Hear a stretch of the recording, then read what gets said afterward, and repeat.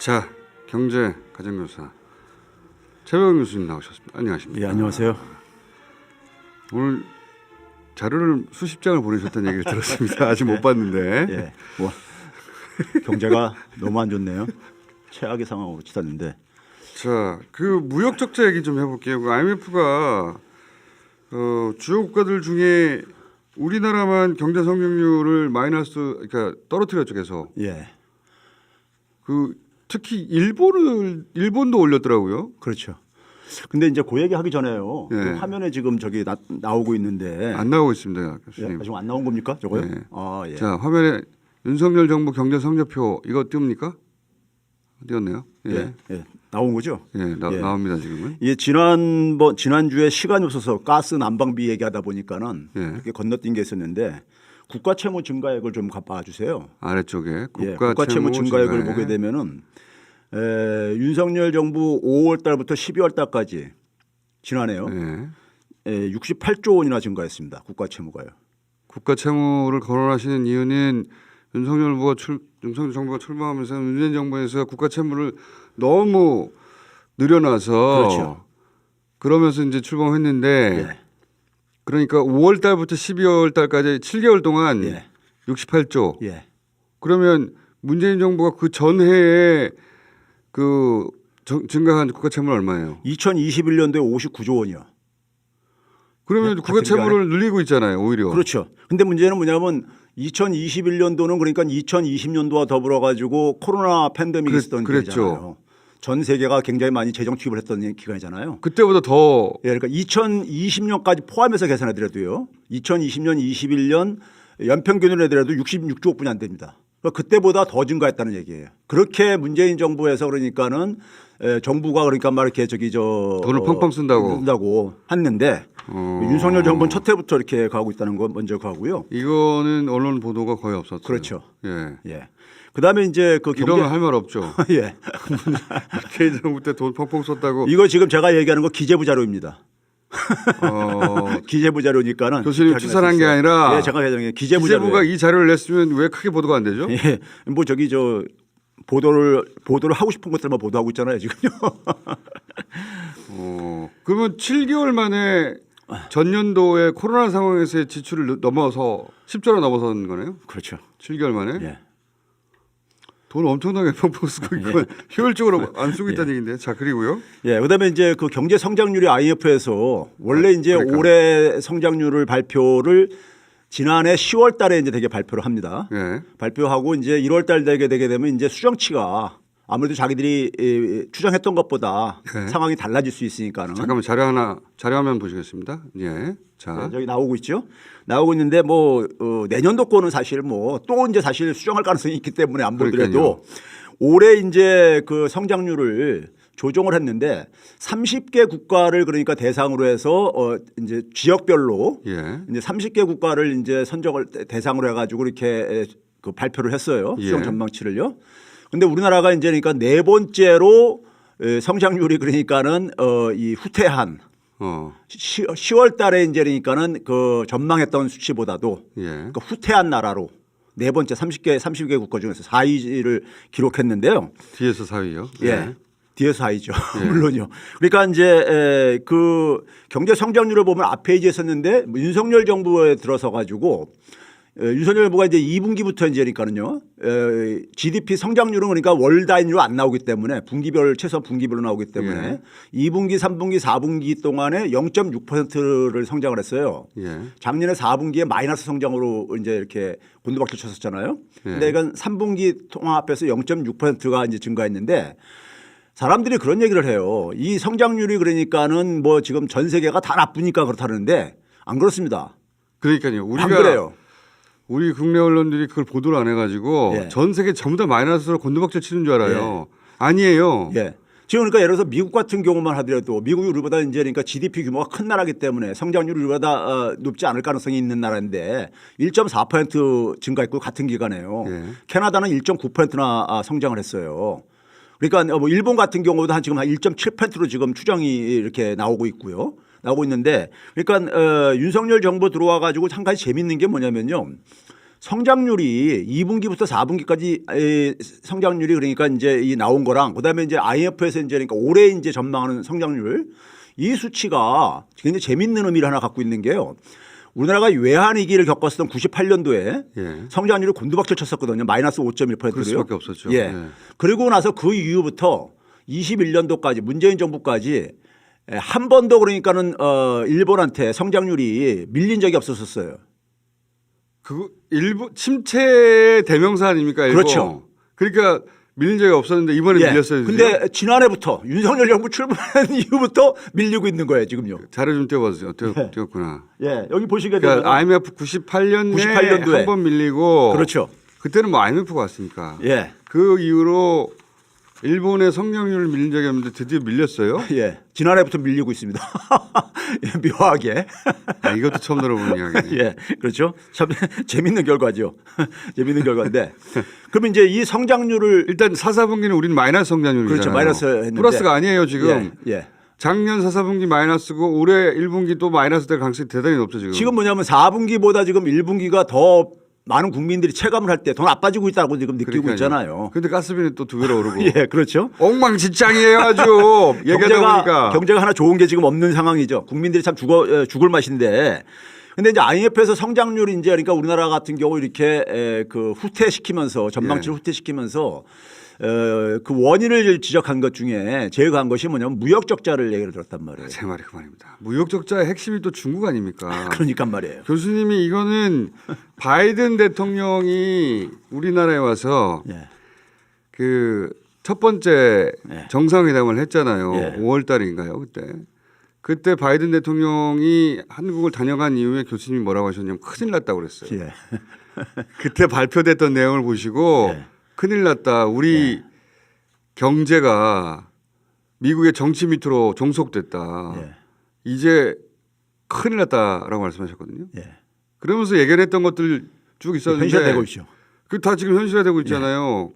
그 우리가 미국 정치에 우리 경제가 종속되면서 대중국 압박하라고 그러니까 예. 탈중 막 선언하고 난리법석을 떨었더니 중국에서 그럼 우리 안 살게.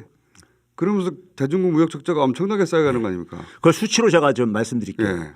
그 일단 뭐냐면 1월 달에 이제 무역 적자가 지금 화제가 되고 있잖아요. 127억 달러가 적자를 났습니다. 예. 이게 뭐냐면 월간으로 역대 최고일 뿐만 아니라 2000년 이후에 가장 무역 적자가 컸던 해가 글로벌 금융위기가 터졌었던 2008년도에 예. 이명박 정부 때 그때 133억 달러 했었어요. 1년치가. 1년치가. 근데 이번에 1월 달께 거의 맞먹는 거죠. 1년치하고. 자료 좀 띄워봐 주세요. 1년치하고 맞먹는 거죠. 예. 아, 이 자료는 이 자료는 저기 이 자료는 안 가져오셨구나. 예. 1년 예. 그러니까 1월 달 만에 무역 적자가 가장 나빴을 때 최근 20년 가장 나빴을 때 1년치예요? 예.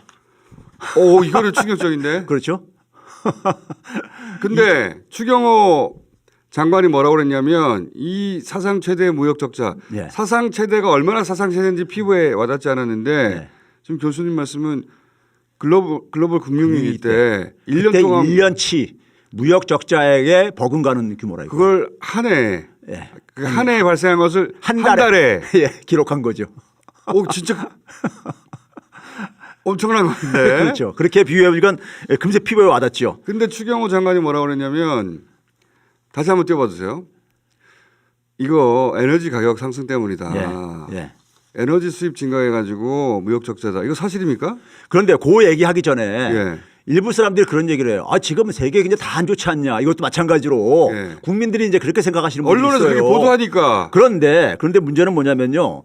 우리가 흔히 알고 있는 그러니까 많은 무역 흑자를 보는 나라들, 예. 소위 뭐 큰 나라들 중국이라든가 독일 이런 나라는 빼놓고라도 아시아에서 우리가 아시아에서 그러니까 무역을 많이 하는 나라들 보게 되면요. 예. 싱가포르 같은 경우가 지난해 417억 달러 흑자를 봤습니다.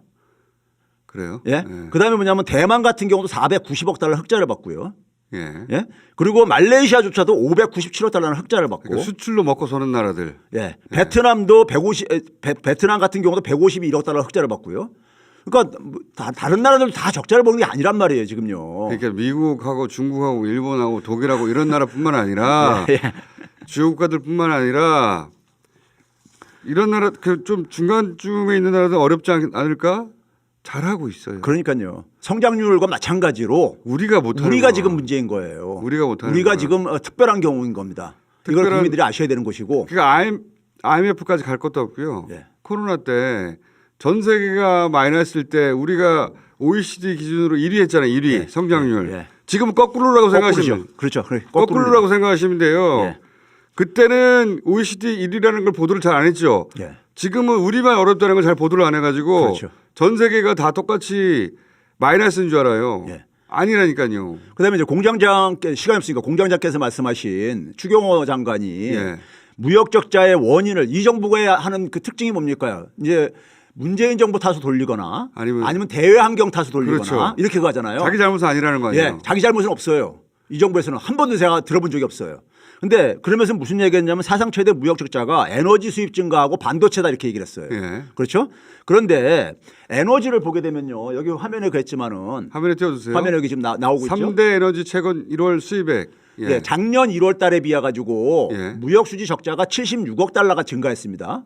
예. 예? 증가했는데 에너지 같은 경우는 오히려 뭐냐면 한 4억 달러가 줄어들었어요. 적자가 예, 작년 1월 달에 비해 가지고. 그러니까 에너지 탓이 아니죠. 전년 대비해 가지고 그렇죠. 오히려 줄었다는 거죠. 예. 에너지는 그러니까 예를 들면 유가 같은 게 이제 그러니까 안정화되고 이제 이러는 과정 속에서 지금 이제 이 효과가 나타나는 것이고. 그러면 1월 달에 무역 적자는 에너지 수급 문제 혹은 에너지 가격 문제다. 거짓말이네. 거짓말이죠.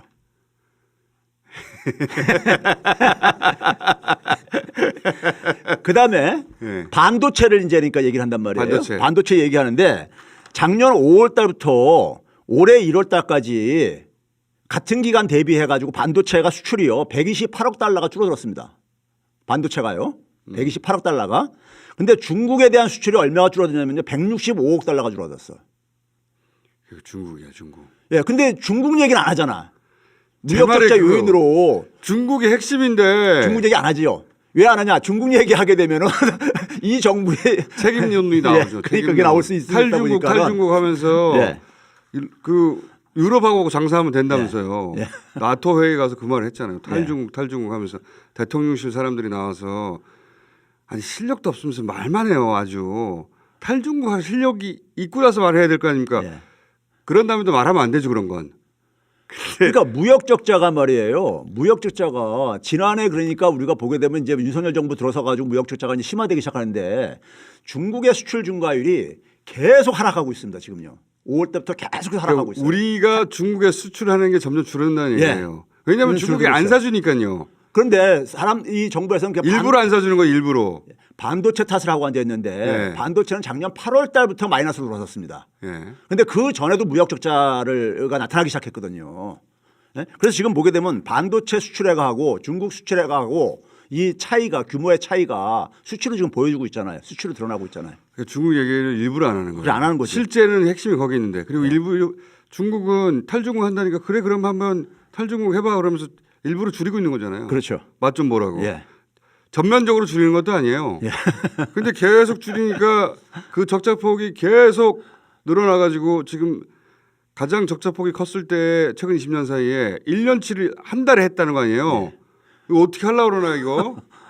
그러니까 이게 무역 적자가 성장률에 굉장히 이제 마이너스로 작용을 하는 거거든요. 무역 적자라는 것은요. IMF 부총재도 그러더라고요. 그러니까 이게 무역 적자가 지금 한국에 이걸 지금 일시적인 요인이라고 안 보는 이유가 지금 IMF가 전망치에서 보게 되면 중국을 성장률이 그러니까는 상향 조정을 했어요. 예. 중국 경제 중국은 잘 나가요. 리오프닝 한다 해가지고 다시 이제 그러니까 경제 살리기로 이제 전환하다 그렇죠. 보니까 코로나 문 닫았다가 리오프닝 했잖아요. 그러면 중국에 만약에 우리가 혜택을 보면은 과거엔 중국에 많은 그러니까 우리가 영향을 받았으니까 혜택을 보면 우리도 그러니까 상향 조정돼야 되는 거잖아요.